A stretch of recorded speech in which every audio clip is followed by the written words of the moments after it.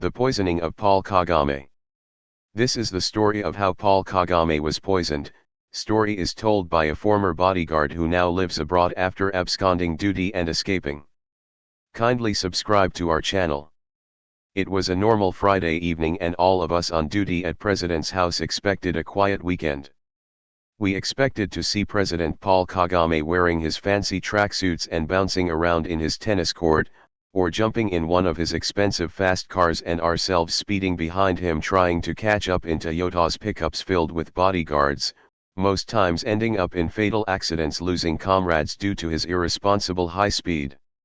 We were expected to stay on high alert, standby class 1, believing that His Excellence Paul Kagame might pop out in a rush ordering us to drive off anyhow.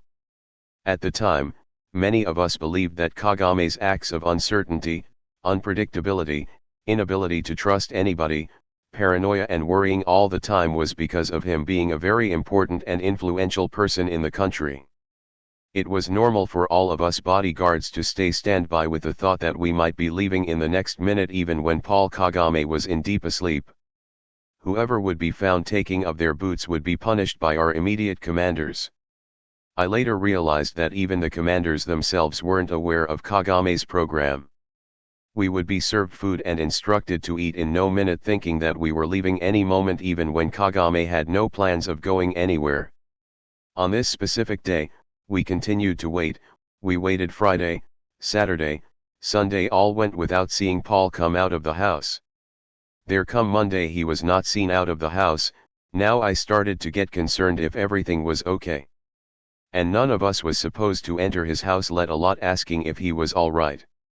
I reflected on having seen Dr. Emmanuel Ndairo constantly visiting his house over the weekend and hardly any visitor came, not even family, which was very unusual for President Kagame's weekends. So, as I was still asking myself what could have gone wrong, Captain Willie Rwagazana, now a Lieutenant Col, asked me to drive 2 of the kitchen assistants to a safe house. These 2 kitchen assistants had been part of the close bodyguards prior to being assigned kitchen duties, and had been trusted enough to become chefs. The 2 soldiers had enjoyed the luxury of traveling on trips abroad and spending time in luxurious hotels with Kagame.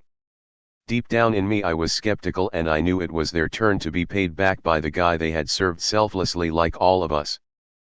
But then again, I believed that probably they had got involved themselves in money laundering or misusing state house funds. It was later whispered to me by Willie Rwagazana that the 2 soldiers were suspected of poisoning His Excellency Paul Kagame, of whom he said that was having diarrhea and vomiting for the last 3 days, therefore confirming his disappearance. At that moment, I was gobsmacked. I kept quiet for about 15 seconds, then took a deep breath. In me at the time I felt helpless, angry, betrayed and frustrated. I had survived a number of accidents trying to protect the man and now had been poisoned by our own boys. I started reflecting and remembering many commanders whom we had lost in such mysterious and unexplained death. But I was totally wrong again. The man was experiencing a condition in which faces are discharged from the bowels frequently and in a liquid form. A range of symptoms including diarrhea and vomiting, but due to the paranoia that we all shared, Dr. Emmanuel Ndairo had declared that the president was likely to have been poisoned. The main cause of the suspicion was due to the fact that one of the kitchen assistants was a brother to famous Alfred Kalisa, BCDI, a millionaire who was once Kagame's close friend but fallen out due to finance issues.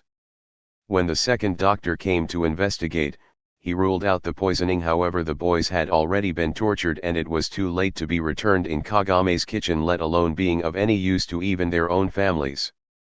When I raised my concerns with Willie Rwagazana about how the matter had been handled, he said to me that this had nothing to do with us because our job was to maintain Kagame's security and those responsible for investigations was Intelligence Officer Major Silasuta Hemaka and the doctors who reported the poison scenario.